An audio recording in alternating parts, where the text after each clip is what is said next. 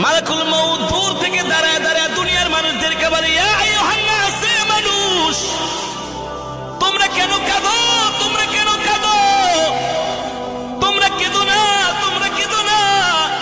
আল্লাহর ইজ্জতের কসম, আল্লাহ তাআলা যতদিন তার হায়াতের জিন্দেগি দিয়েছিল ততদিন সে বেঁচে ছিল।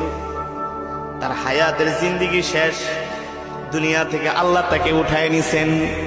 আবার যখন কান্না করে আজরাইল ডাক দিয়া বলে, ইয়া আইয়ুহান নাস, এ মানুষ তোমরা কান্না করো না। তার জন্য আল্লাহ তাআলা যতটুকুন রিজিক বরাদ্দ করেছেন ততটুকুন সে রিজিক খেয়েছে, তার একটা রিজিকও আর অবশিষ্ট নাই, তার রিজিক শেষ। এই কারণে আল্লাহ তাআলা তাকে দুনিয়া থেকে উঠায় নিয়েছেন। ঠিক না?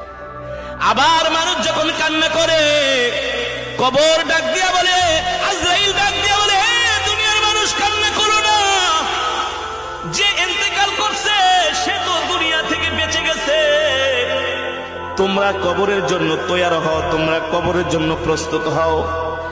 সাহাবীরা জিজ্ঞেস করলেন, গো আল্লাহর নবী, তাহলে আমরা আজরাইলের মালাকুল মউত ফেরেশতার এই কথা শুনতে পাই না কেন?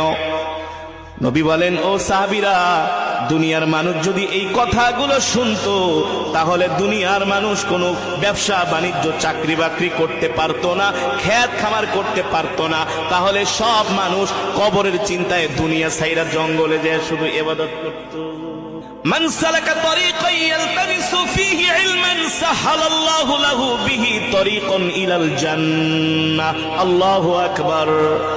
আল্লাহর নবী বলেন, আমার কোন উম্মত যদি দ্বীন শিখার জন্য, আমার কোন উম্মত যদি কোরআন শিখার জন্য, আমার কোন উম্মত যদি দ্বীনের কোন কথা শোনার জন্য ঘর থেকে বের হয়ে যায়, এ যে সে কষ্ট করে করে ঘর থেকে বের হলেন, হেঁটে হেঁটে বের হয়ে কোরআনের মজমা পর্যন্ত গেলেন, কোরআনের মাহফিল পর্যন্ত গেলেন, মাদ্রাসা পর্যন্ত গেলেন, দ্বীনি বিদ্যালয়ের ঘর পর্যন্ত গেলেন, এই যে তিনি কোরআন শেখার জন্য, দ্বীন শিখার জন্য ঘর থেকে বের হয়েছেন, এর বিনিময়ে আল্লাহ তাআলা তার জন্য জান্নাতের পথকে সহজ করে দিবেন।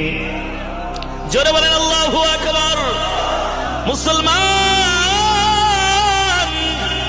আপনার এই দিনের বেলা ওয়াজ মাহফিলে আসছেন, অনেকেই দুপুর বেলা এখনো খান নাই, অনেক দূর থেকে হেঁটে হেঁটে আসছেন। রাতের বেলা ওয়াজ সবাই শুনতে পারে, কিন্তু দিনের বেলা সবাই ওয়াজে আসতে পারে না। দিনের বেলা ওয়াজে আসতে হইলে ঈমানটাকে মজবুত করতে হয়, দিনের বেলা ওয়াজে আসতে হলে অনেক কিছু কোরবানি দিতে হয়। আপনারা যারা আল্লাহর বান্দারা আসছেন সবাই কাজের মানুষ, কেউ করবেন না, ঠিক কিনা বলেন? সবাই কাজের মানুষ, সবাই কাজের মানুষ।